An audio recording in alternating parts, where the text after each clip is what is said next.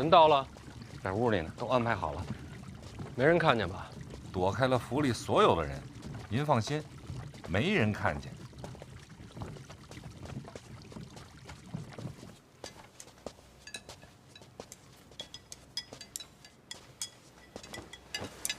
真是饿坏了。回来了。哎，回来了。哎，这一趟从北齐回来呀，可以说是历尽了千辛万苦。幸好我跟老郭绝代双骄，不管是什么排除万难，各施巧计，这才虎口脱险，重返京都。你俩现在关系不错呀。英雄惜英雄。哎，少爷，您看您这都荣归故里了，我得请您吃个饭，接个风，咱俩商量商量吃什么。哎，我请你啊！哎喂，我请您，我请你吃，我请。来吧，是啊，咱中气这么做。什么呀，咱？我请。我的潜伏日记。辛苦你了。他说你叫我来是为了救我爹性命。是这样，春闱将至，我有监督职责。这跟我有什么关系啊？春闱有许多禁忌，我不太清楚。我也不清楚啊。但你爹曾是礼部尚书，你想要我爹帮你，所以让你回来，看见你，你爹才能放心。这么早就开始计划应对春闱了？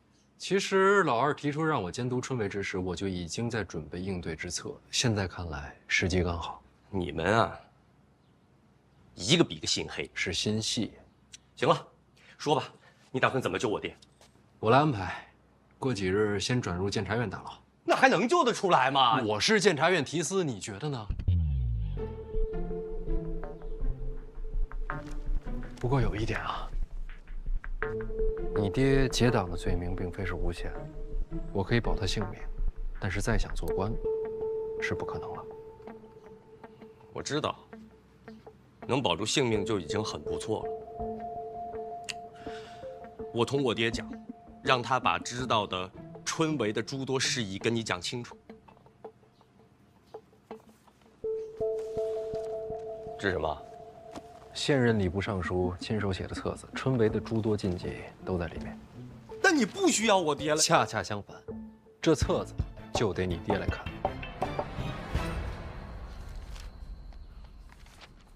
你是怕这本书里写的有陷阱啊？小心为上，有没有陷阱，令尊来判断。行，那走吧，去救我爹。哎，不急这一会儿。司者，哎，这一路舟车劳顿，你们俩都辛苦了，先休息几天，注意别被别人看见啊。那是自然，十分小心。那我就放心了。来吧，首先欢迎二位回家。对。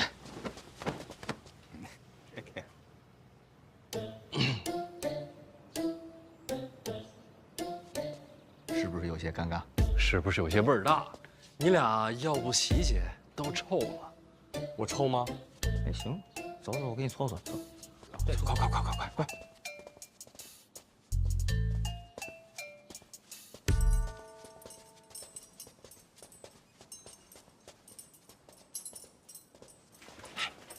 这怎么也没个守卫啊？这不废话吗？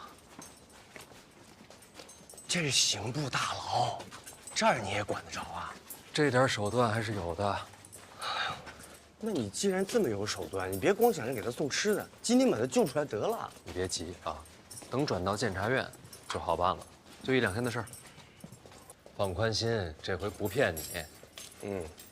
你都骗了我好几回了。郭少，怎么你跟我说话，我就觉得味道不对呢？我洗过了。你还是闭嘴吧。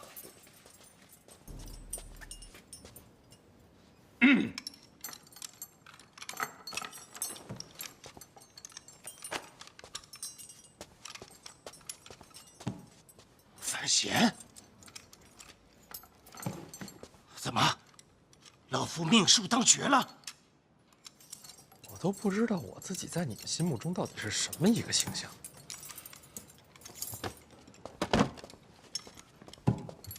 爹，我来了，爹。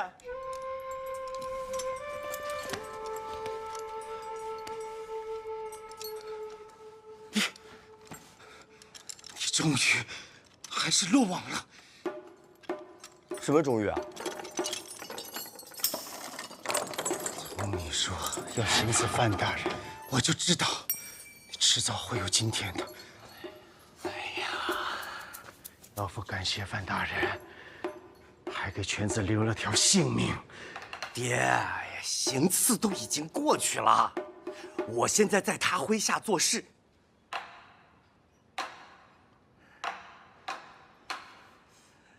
原来如此，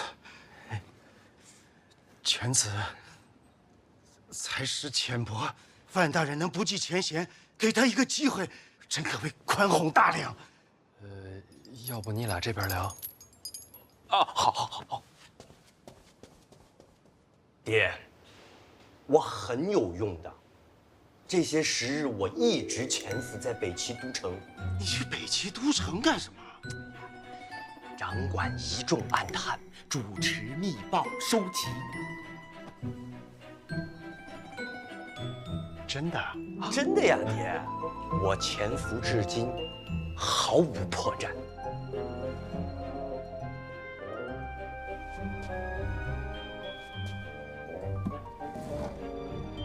北齐这是要亡了？那倒也不至于。爹，您说这话就有点太不信任我了。这么些年了，你还是不了解我的才华。哎，爹，怎么了？竟然不是做梦。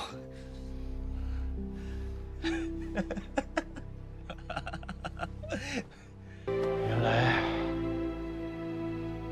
长公主和二殿下才是同盟，这真是没想到。爹，二皇子跟范闲不对付，这次春闱是要给他下套。你帮帮他，他答应了，事成之后立刻放你出去。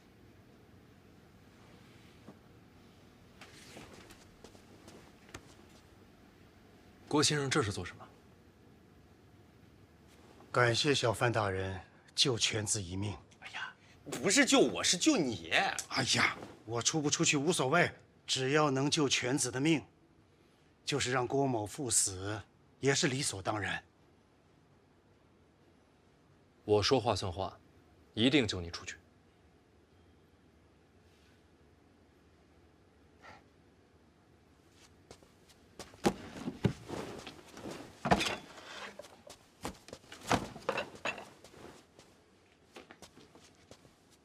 方才听闻小范大人说，郭征送了你本册子，可否让老夫过过眼啊？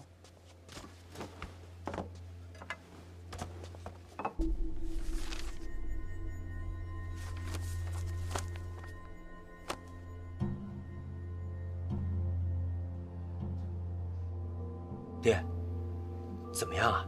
这上面诸多细则倒是没错。那要按照这上面说的，范闲就能把事儿办好了？春闱上细则之外的规矩，这上面可没提呀。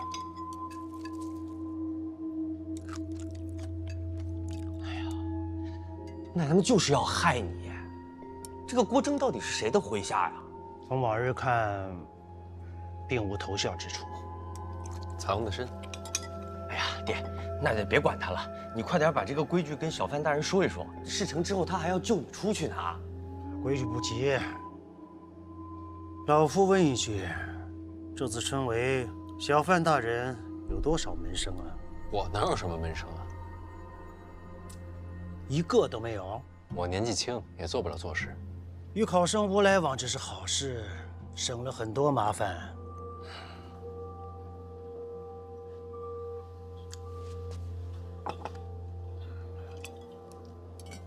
小范大人，是不是想到什么了？前几日倒是见过几个考生，只是见。一起聊了会儿天儿，喝了酒。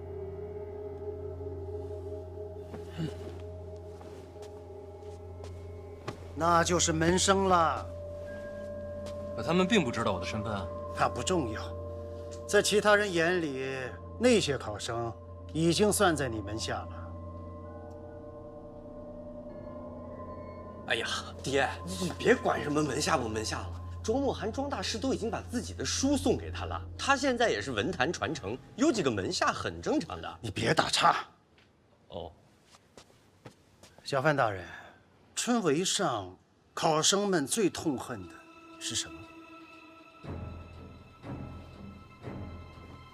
舞弊营私。你的门生就是营私的门路。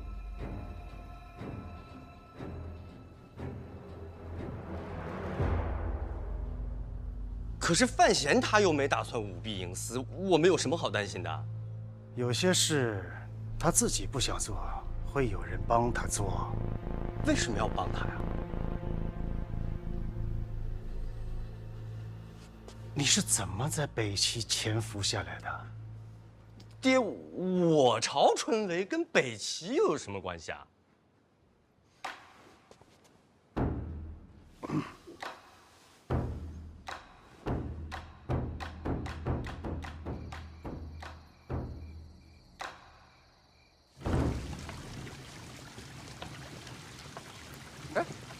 姨娘，司哲，哥，你们找我有事儿？干嘛呀你？别架着我呀！怎么回事啊？我也不知道。人呢？放开我！这还憋着跟范闲争家产呢？你胡说八道什么呀？那都什么时候事儿了？现在都一家人，娘有事求他。求他别害他呀！什么害他呀？司哲说的对，您是长辈，您跪我这儿让人瞧见了，可不是害我吗？啊，不是，就咱们仨，我这又没人看见，偷偷。我嘴太快了，娘，我真忍不住啊！哎，姨娘，咱都是一家人啊，有什么求不求的，有什么话您尽管说。咱不坐着说啊！来，娘，来，姨娘，喝点水。哎，谢谢哥。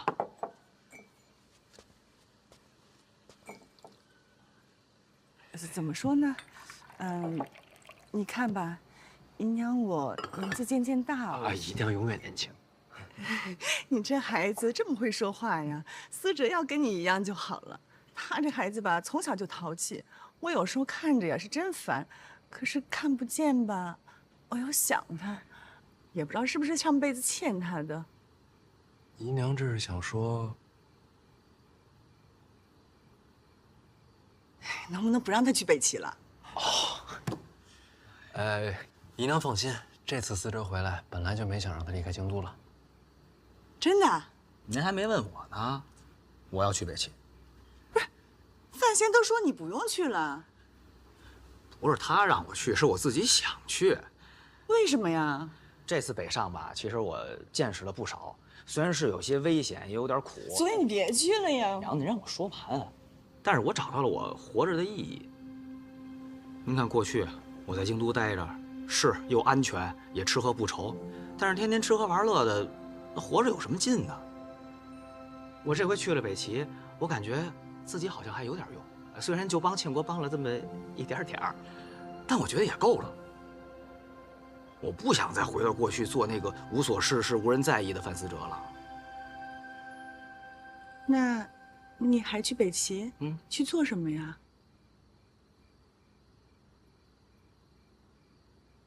我过来跟你说，哥，听说你接管内库之后要和北齐通商，有这回事儿？这主理人想好了吗？还没想呢。我帮你想好了。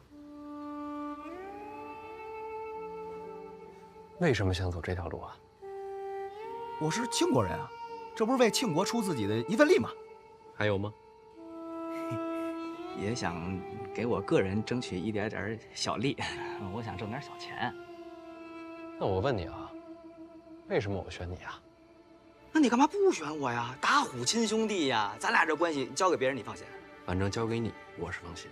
关键看姨娘答不答应。啊。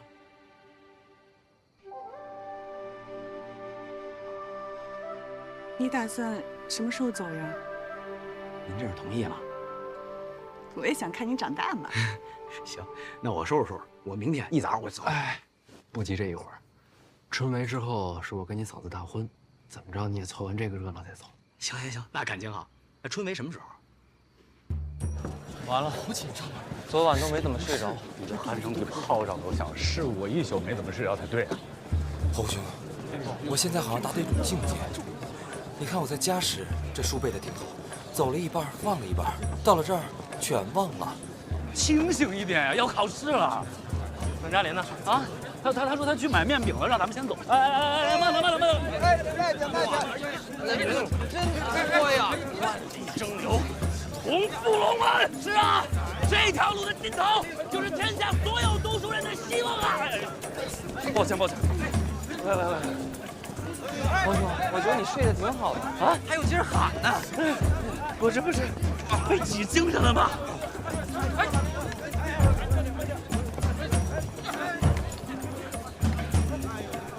抱歉。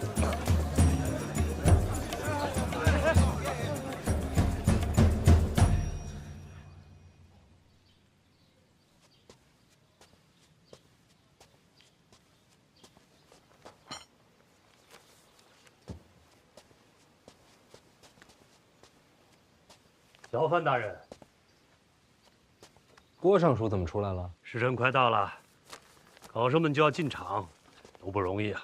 一生苦读，就为了拼这3日。这3天内，考生不得离开考院，所以被褥、吃食也都带着了。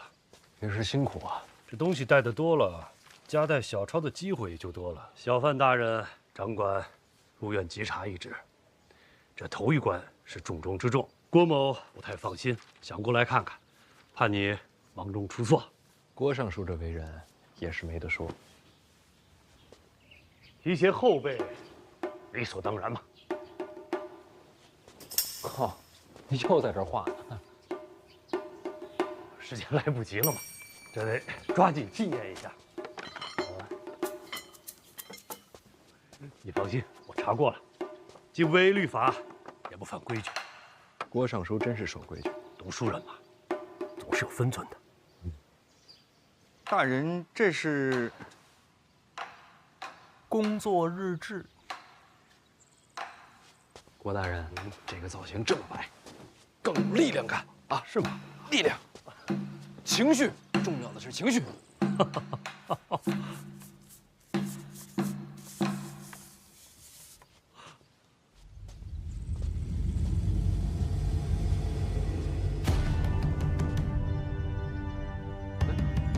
都这个时辰了，考生怎么还不来？小范大人有所不知啊，按照约定俗成的规矩，这个时候考生们都忙着过这个龙门桥呢。龙门桥？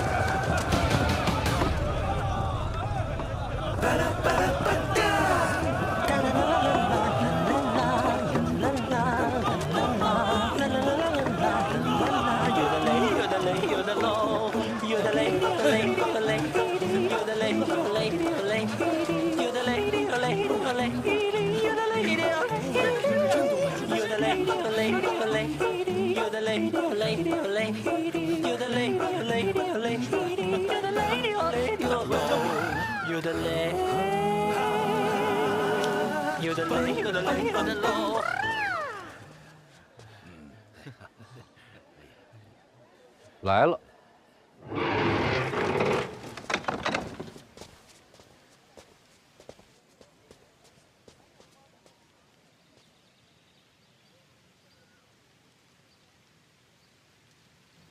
诸位早上好，我是范闲，是小范师先，未来的文坛宗师啊！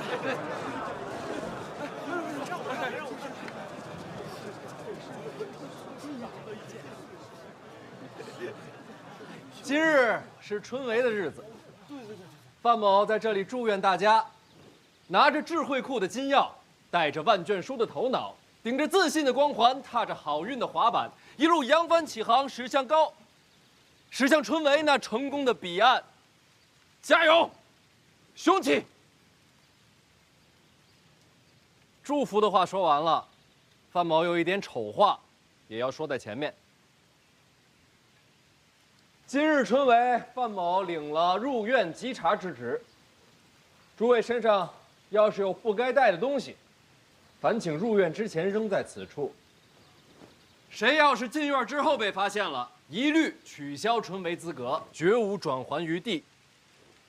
范某，拜托各位了。小范大人发话，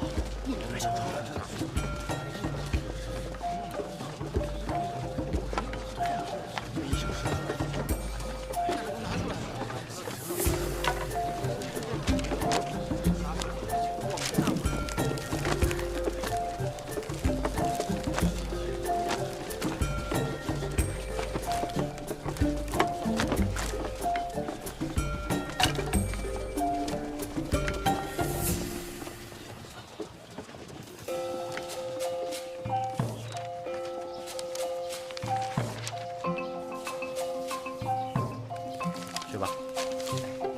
这边排队啊，一个一个来，东西准备好，查验身份。好嘞。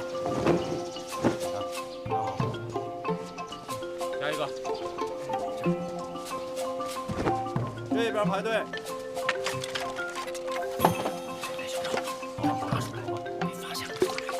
你的东西拿出来。郭尚书怎么能一直站着呢？来搬把椅子。不用不用，换动作还得重新画。小范大人，你忙你的，我这看看就走。郭尚书辛苦，应该的。用心查，查仔细些。哎，好，好，下一个。都来排队啊！一个一个。机长和嘉林呢？在前面呢吧，丢不了。身份。赶紧进吧，没瞧见小范大人。下一个。心思不行了。来，东西放这儿。还真有人夹带小抄啊！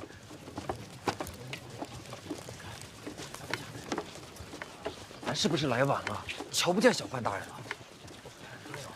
进门就瞧见了。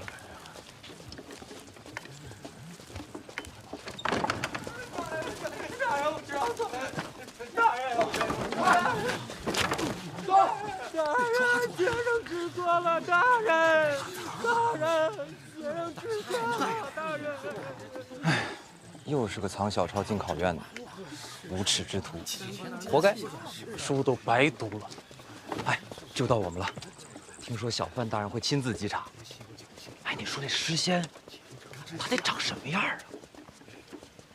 再给我一次机会吧，大人，先生知道错了。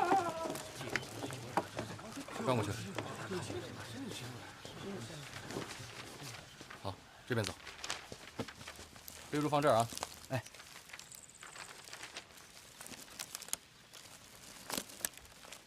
来，往前走。敢问兄台，那边坐着的那位是何人啊？你连范闲范大人都不认识？他就是范闲。哎，背书放这儿。话。转过去。我眼花了，这不是跟咱们聊天的那位公子吗？他竟是小范诗仙。哇，真是他！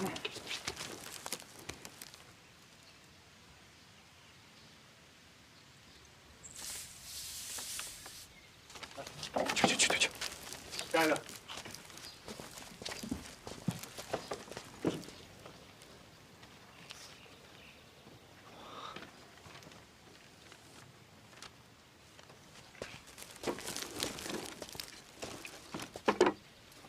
这是什么？哦，菜饼。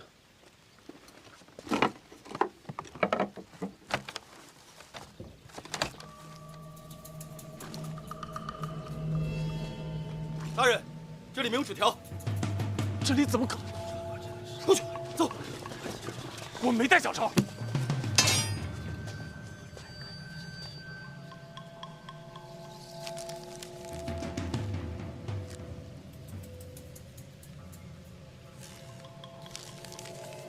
这是什么？胆子真大呀！是不想考的呀？回大人，学生不知，学生当真不知此事。我作证，杨兄才学非凡，绝不会有此等卑劣之行。叫什么名字？哪里学子？学生杨万里，泉州人士。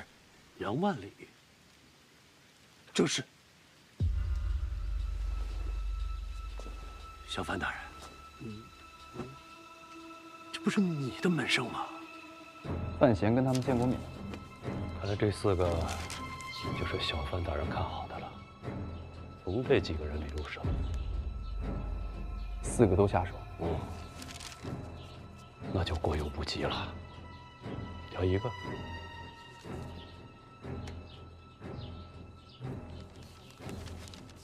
杨万里。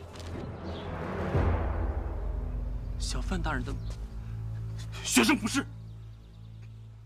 这该如何是好啊？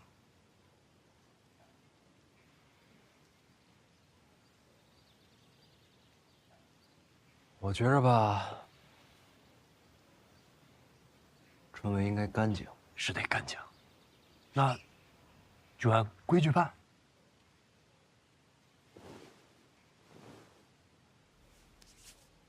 那就好。撤销泉州学子杨万里春闱资格，赶出考院，礼部记当，永不录用。不是我准备的，不是我准备的，不是我准备的，不是我准备的。罗尚书恕罪。恕什么罪？回尚书，这东西是我方才偷偷塞进去的。这东西是你塞进去的？正是。为什么呀？ 在下从小读不进书，没前程可言，心里不平，就想坑个学生玩玩。什么叫玩玩？你想坑人？小人心也坏。那怎么又站出来了？我看那个学生有些可怜，突然良心发现了，这不是纯胡扯吗？回尚书，句句属实。此话谁能信？尚书，别生气啊！一把年纪了，再气坏身子。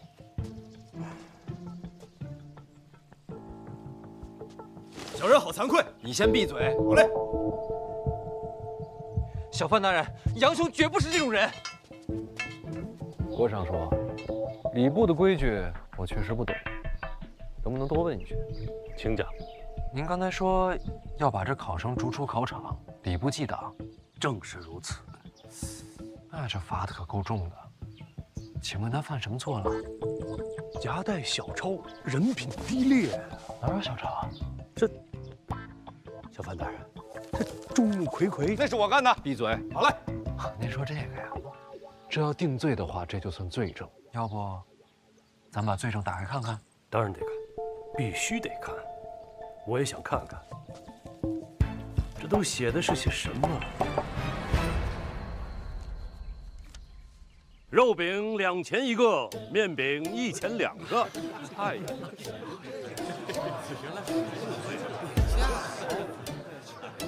这饼价也是圣贤定的。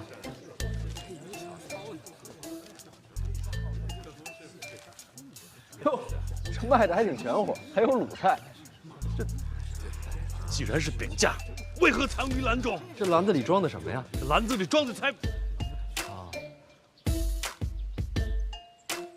那有没有可能是店家不小心掉进去的？ 又或者是我记错了，这肉饼2钱1个，确实是上古奇书圣贤所言。要不郭尚书再查查？哎，3日用餐不可油腻啊，你得吃面饼。学生受教了啊！快进去，进去。 上！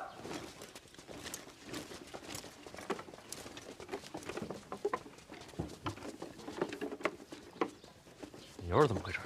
回大人，我睡糊涂了。胡闹！春闱稽查何等大事，罚你1个月俸银。小人认罚。郭尚书觉得呢？哦，小范大人，这边的事儿您多费心，我还得去考卷那边看看，累呀，闲不下来，闲不下来。郭尚书辛苦，郭尚书好走。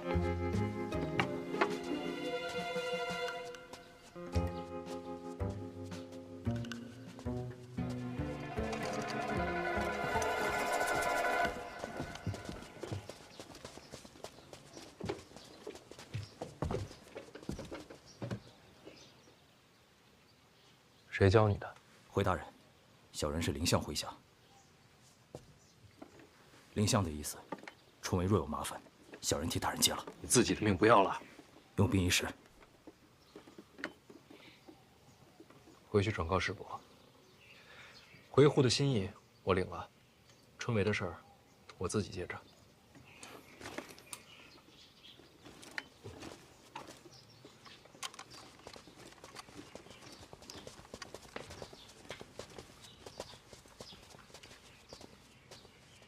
大人，邓子岳一路上暗中护着几位学子，只有杨万里被塞了职。谁干的？谢必安。那就没错了。郭征是老二的人。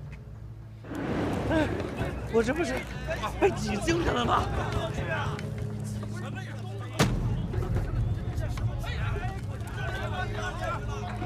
抱歉。郭征手段可是够恶毒的。这才刚开始，还有3天，咱们好好陪郭大人玩玩。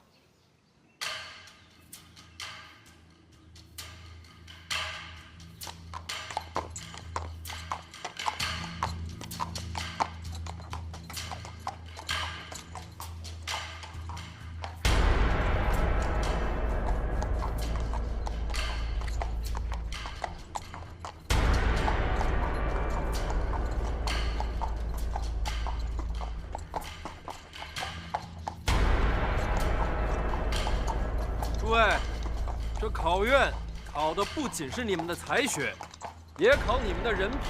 我祝各位前程似锦，也劝你们好自为之。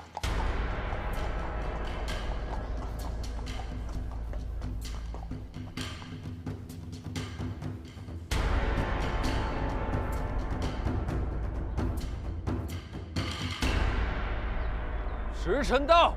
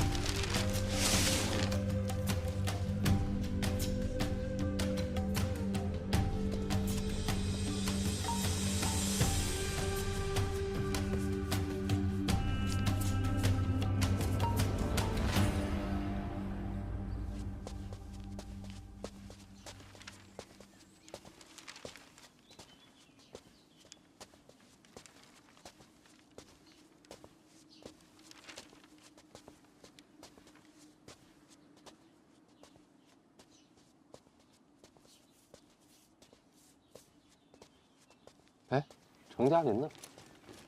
在东2。啊。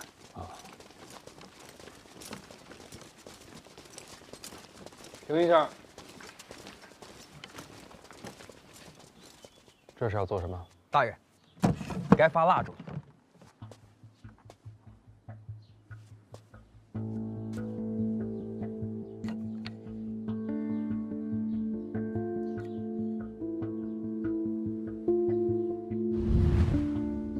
小范大人如今声名玉隆，权势滔天，对你弄点小麻烦，影响不大。想要你身败名裂，必须是大麻烦，而这第一件事就是火。考院内由礼部向各号房分发蜡烛，以职责而论，这件事必定由你经手。众考生挤在一起，若蜡烛动了手脚，什么后果？火灾。若几间号房同时起火，搞不好就是一场惨剧。想要毁了你的前途，就得要这么大手笔。我有本，先别发了，别发了。考院巡查防火一事是重中之重，而郭征在这册子里却轻描淡写，一笔带过。我猜，这就是他给大人设的陷阱。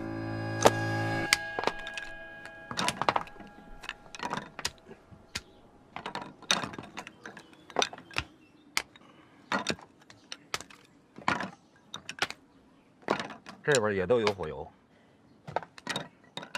哎，大人，这即使掺了火油的蜡烛，那点着了也不过就是冒几个火星子啊，燃几个小火苗，它也不至于引起什么大火呀。不对，那要是考生在休息没盯着火烛呢？哦，那倒是。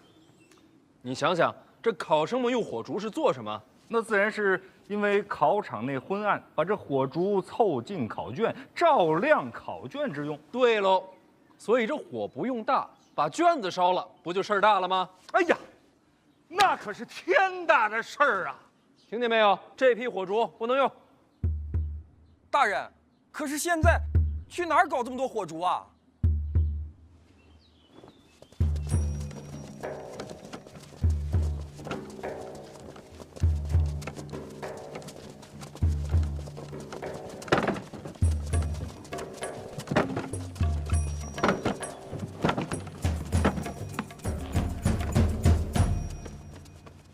？3日之内，所用火烛皆由监察院提供。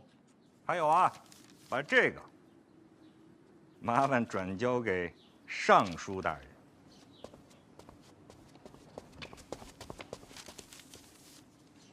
辛苦了啊！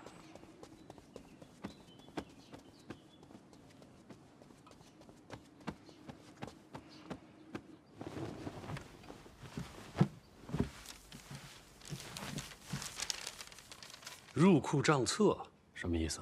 监察院的人说，我监察院为考生们提供火烛，此乃大善之事。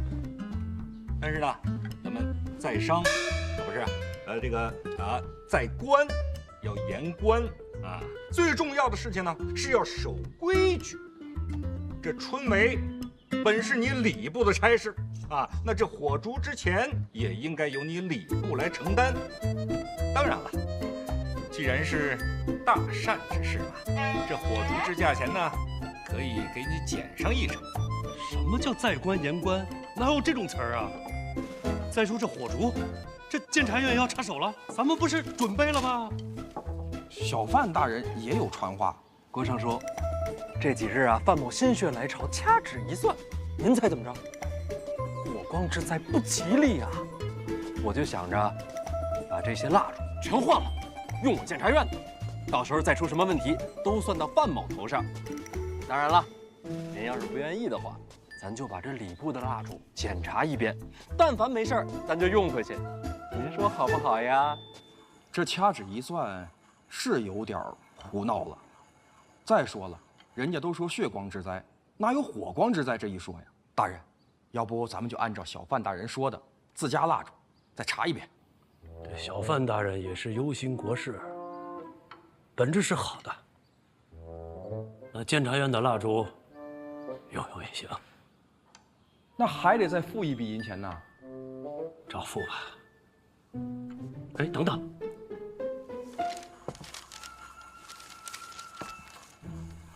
这不是说好少一成吗？这怎么比原价还贵了？还有运费呢。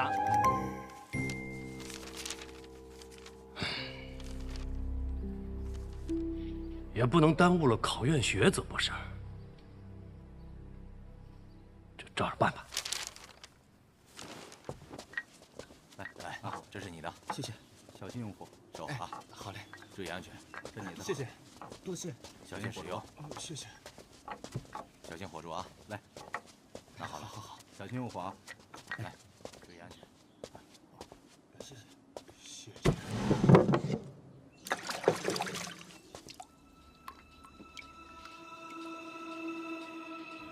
除火之外，还有个水。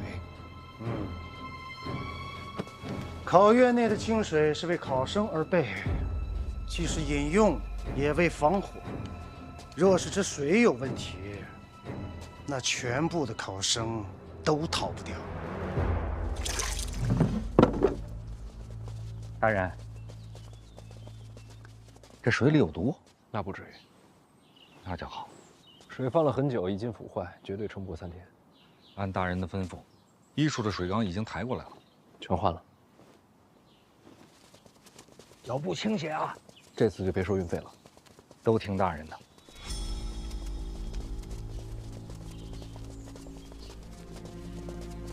大人，这火烛的事儿，咱不给他弄大了吗？几只火烛被动了手脚，算不得什么大事。这种麻烦要等大火起了才算致命。那大火要是真烧起来，那就全完了，可不是吗？那他们就不考虑考虑啊，这些学子们的性命吗？你觉得呢？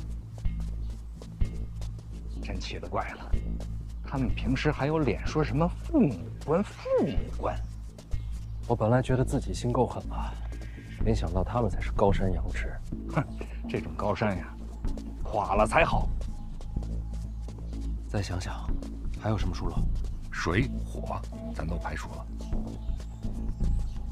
衣食住行、吃喝拉撒，这吃喝呀，都是考生们自己带的，他们不可能一一去做手脚。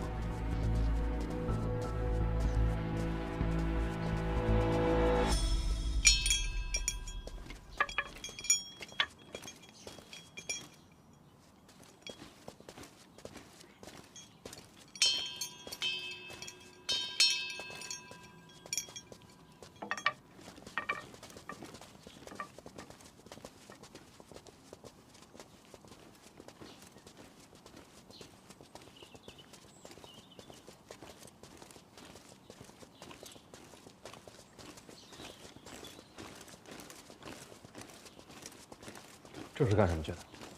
这是出大宫去茅房的。不是隔间里边都摆了马桶吗？以前是都用马桶，可是毕竟这考成为3日，气味难闻，影响这些考生的发挥，后来就都改成去茅房了。这就是避不开的地方。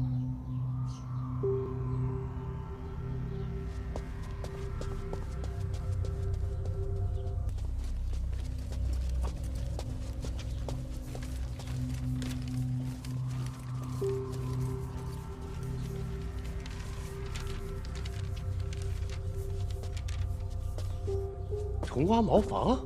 是啊，又是小范大人的主意。大人，这确实有点莫名其妙了。就说人手不够，来不及。他从监察院医处调的人，根本没找咱们。考院重地，不得擅入。大人，监察院监理天下，按规矩，他们连考生都能当面带走。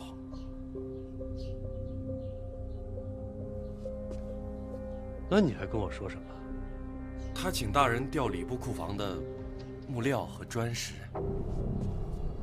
那是金丝楠，是金砖，建什么茅厕啊？他说是夸张了点儿，但是什么？但春闱由礼部操办，人他可以出，材料得由礼部出，这样才叫不违律法，不犯规矩。啊，去下去！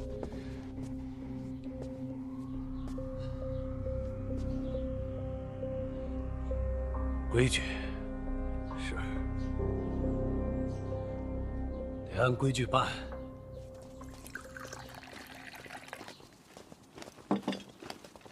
大人，老邓他们新修的茅房修好了，绝对不会影响氛围。大家辛苦了。这想起来就后怕呀！啊，你说他们多阴损呐！啊，在这茅房里边加火油，这天黑下来，啊，学子们拿着他们给这蜡烛，但凡一个不小心，那就是一场大火呀！老王啊，你可能不知道，就那种地方，不光着火，它还能炸。你说这地方它要是炸了，那不得在史书上啊浓墨重彩的写上一笔：某年某月某日某时啊，由范闲范大人主持的春闱啊，众学子葬身于。这多丢人呐！这个。还有3天。无论如何，我会护住他们安全。他们的命，父母官不在乎，我在乎。父母官不想保，我来保。哎呀，可惜，您为他们做了这么多，他们却全然不知啊。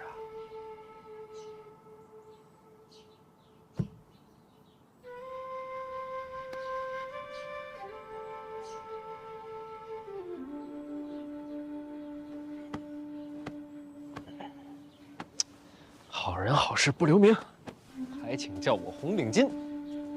哎不，大人，您刚才说什么巾？红领巾。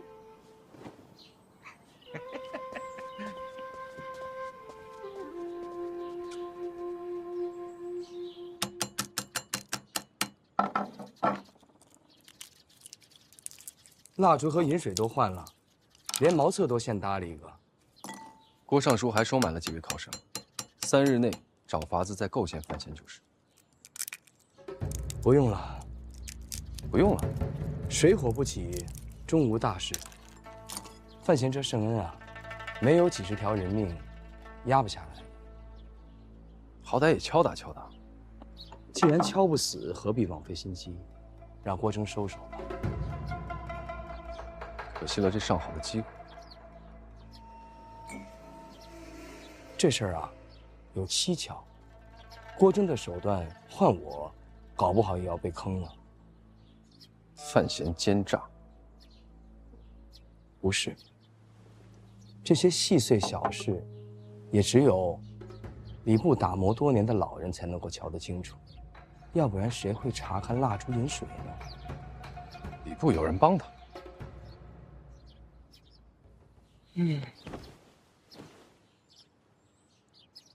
会是谁呢？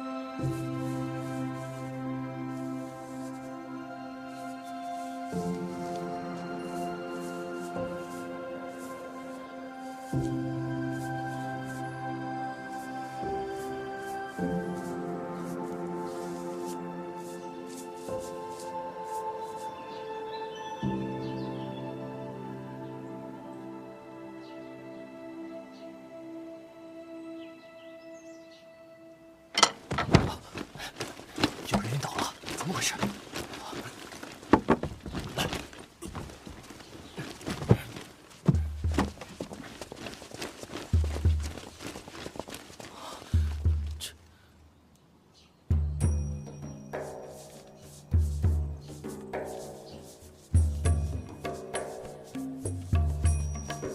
收卷。这小范大人做事啊，确实细致，监察院都来帮手。哎呀，这3天是滴水不漏，毫无意外，可喜可贺呀！我也早就看好小范大人。郭尚书慧眼识珠啊，礼部有了郭尚书，便如大旱遇甘霖，枯木又逢春呐。卷子收上来了，一切顺利。接下来就是无名誊录，绝不出意外，尚书大可放心。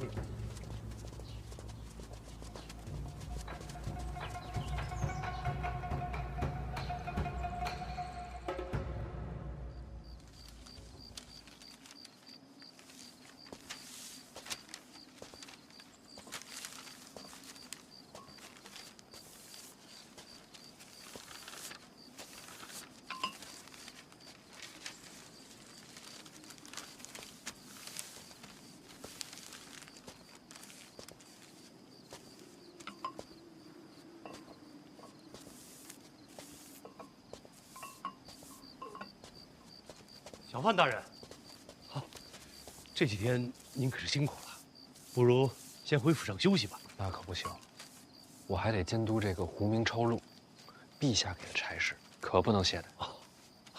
能者多劳。所以这就是胡明。对，人名胡住，方可秉公执断。那边就是抄录，所有的卷子我们都会统一抄一份，毕竟字体这东西啊，也容易泄露身份。细致。抄录完毕，再送去阅卷，仅凭才华取胜。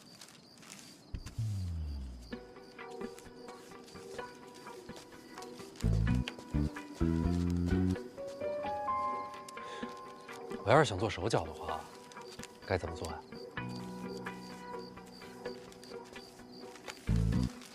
小范大人说了什么？我是在说呀，我要是想在这胡明抄录上做手脚，该如何行事啊？小范大人，这个玩笑可不敢开啊！我不做这事儿，我就是好奇。那绝无此事。咱不聊现在，以前也没有过呀。不拿我当自己人，真的没有。我怎么听说这胡明的纸条有长有短呢？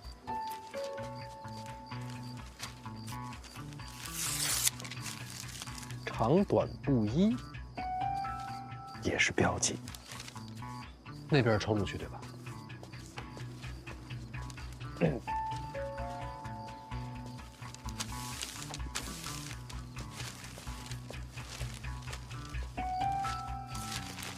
然后抄录这边也能在纸上沾些墨迹，这样阅卷的人见了也就心领神会。绝无此事啊！小范大人这是在哪里听闻的？都是传闻。当然了，我相信在座的各位绝没有做这种事儿。毕竟谁也不想死。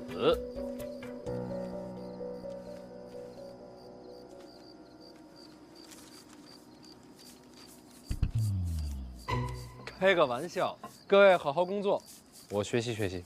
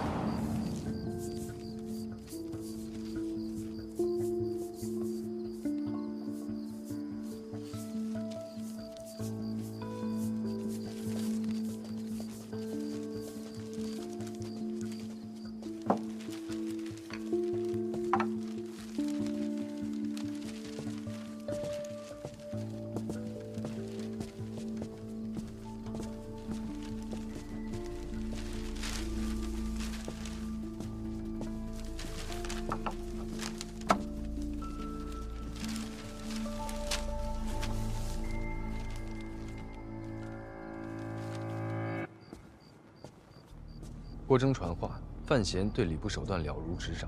本来想着让帮一把殿下门客，如今看来不太方便。什么门客？我哪有门客？明白了，只有考生，没有门客。春闱嘛，干净一些其实不错。谁都别插手，各自看命数。我这就让人转告国征。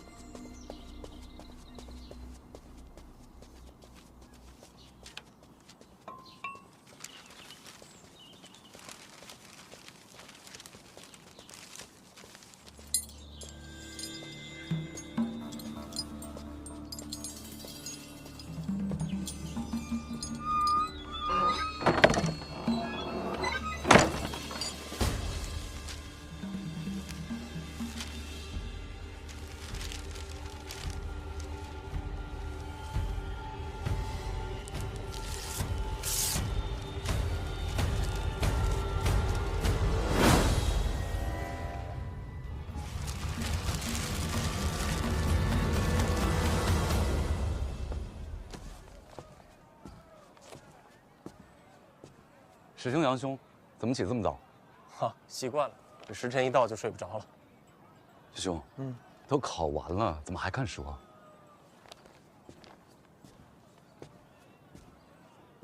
老兄啊，你看，就这句，当时死都没想起来。好了，考完了，不想了。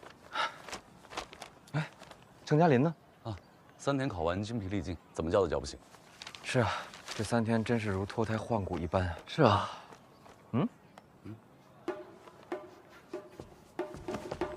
师兄，你有些奇怪啊。侯兄，什么味道？你好香啊！师兄好鼻子啊！又有吃的。当然，侯兄真的是有心。鸡呀，烧鸡哎！你哪儿来的？昨天晚上就备好了，本来想着咱们考完啊庆祝一下，结果你们3个睡得跟死猪一样。多谢侯兄这些时日以来的充饥之恩，千机散尽还复来。侯兄，小范大人的诗不是这么用的。好了，赶紧吃吧，快馊了。我来分。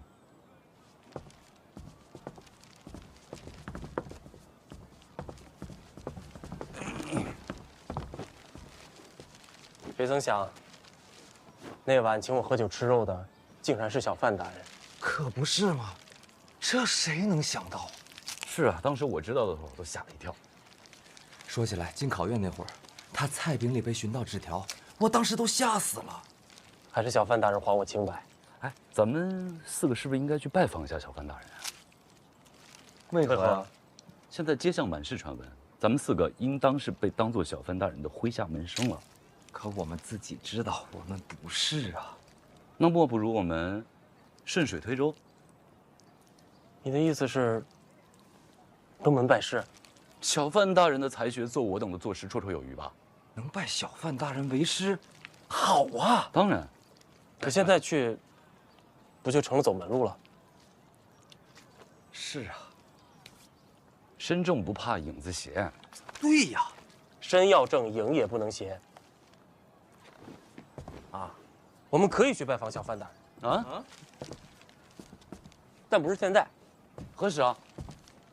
就算要去，也要等到发榜以后，尘埃落定，才好相见。哎，就是这道理。我也是这么想的。给嘉林留点。我是程嘉林。走开。哎，也不知道小范大人此时在做什么呢？